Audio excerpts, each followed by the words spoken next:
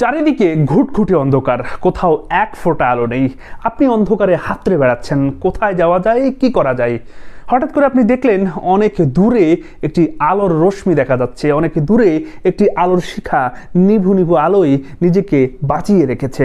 আপনি চাইবেন ওই আলোর দিকে যাওয়া যাক, আপনি চাইবেন যত কিছুর বিনিময়ে হোক আমাকে ওই আলোর কাছে পৌঁছাতে হবে।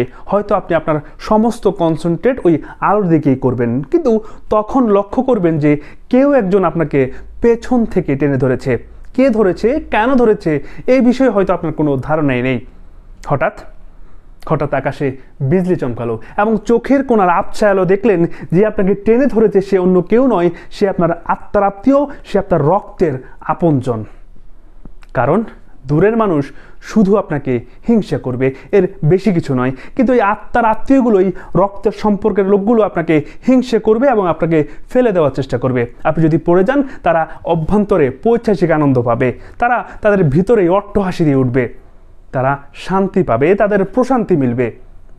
আপনি ওই পড়ে যাওয়া থেকে যদি কোনো রকম উঠে দাঁড়ান, তখন এই লোকগুলোই বলবে, কিরে লাগেনি তো, আয় শরীরটা একটু মুছে দেই।